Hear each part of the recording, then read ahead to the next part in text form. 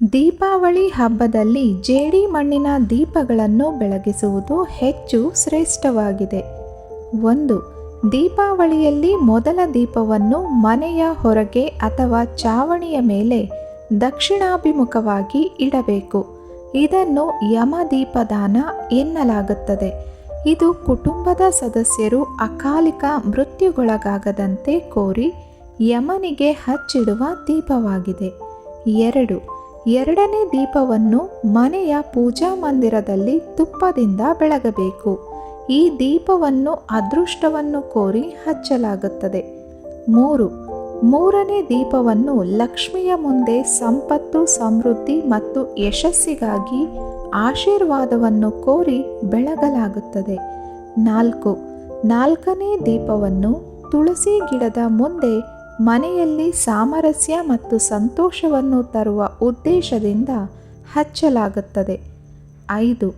ನಿಮ್ಮ ಮನೆಗೆ ಸಂತೋಷ ಮತ್ತು ಪ್ರೀತಿಯನ್ನು ತರುವುದನ್ನು ಪ್ರತಿನಿಧಿಸಲು ಮನೆಯ ಮುಂಭಾಗದ ಬಾಗಿಲಿನ ಮುಂದೆ 5ನೇ ದೀಪವನ್ನು ಇಡಬೇಕು. 6. ಸಾಸಿವೆ ಎಣ್ಣೆಯಿಂದ ಬೆಳಗಬೇಕಾದ 6ನೇ ದೀಪವನ್ನು ಅಶ್ವತ್ಥ ಮರದ ಕೆಳಗೆ ಸ್ಥಾಪಿಸುವುದು ವಾಡಿಕೆ. ಇದು ಶನಿ ಮತ್ತು ಪಿತೃದೇವತೆಗಳಿಗಾಗಿದೆ. ಆರೋಗ್ಯ ಸಮಸ್ಯೆಗಳು ಮತ್ತು ಆರ್ಥಿಕ ಸಂಕಷ್ಟಗಳಿಂದ ಮುಕ್ತಿ ಕೋರಿ ಈ ದೀಪ ಹಚ್ಚಬೇಕು. 7. ಏಳನೇ ದೀಪವನ್ನು ನಿಮ್ಮ ಮನೆಯ ಸಮೀಪವಿರುವ ಯಾವುದೇ ದೇವಾಲಯದಲ್ಲಿ ಬೆಳಗಿಸಬೇಕು. 8. ಎಂಟನೇ ದೀಪವನ್ನು ಮನೆಯ ಕಸದ ಹತ್ತಿರ ಬೆಳಗಿಸಬೇಕಾಗಿದೆ. 9. ಸ್ನಾನಗೃಹದ ಹೊರಗೆ 9ನೇ ದೀಪವನ್ನು ಇರಿಸಲಾಗುತ್ತದೆ. ಇದು ಇಡೀ ಮನೆಯಲ್ಲಿ ಆಹ್ಲಾದಕರ ಶಕ್ತಿಯ ಅರಿವನ್ನು ಇರಿಸುತ್ತದೆ. 10. ರಕ್ಷಣೆಯನ್ನು ಪ್ರತಿನಿಧಿಸುವ 10ನೇ ದೀಪವನ್ನು ಚಾವಣಿಯ ಮೇಲೆ ಬೆಳಗಿಸಬೇಕು. 11.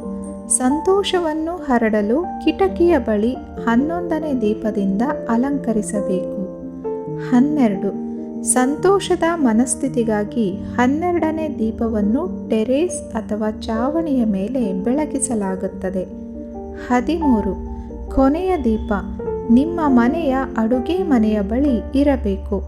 ಹಣತೆಯು ಅಜ್ಞಾನವನ್ನು ತೊಡೆದು ಸುಜ್ಞಾನವನ್ನು ತರುವ ಅರ್ಥವನ್ನು ನೀಡುತ್ತದೆ. ನಕಾರಾತ್ಮಕ ಶಕ್ತಿಗಳಿಂದ ರಕ್ಷಿಸುವ ಜೊತೆಗೆ ದಯೆ ಮತ್ತು ಶುದ್ಧತೆಯ ಸಂಕೇತವಾಗಿದೆ. ನಮ್ಮನ್ನು ಉತ್ತಮ ಆದರ್ಶಗಳೆಡೆಗೆ ಕೊಂಡೊಯ್ಯುವ ಹರಿವನ್ನು ಮೂಡಿಸುವ ಗುರಿಯೊಂದಿಗೆ ದೀಪಗಳ ಜ್ವಾಲೆಯು ನಿರಂತರವಾಗಿ ಮೇಲಕ್ಕೆ ಉರಿಯುತ್ತದೆ.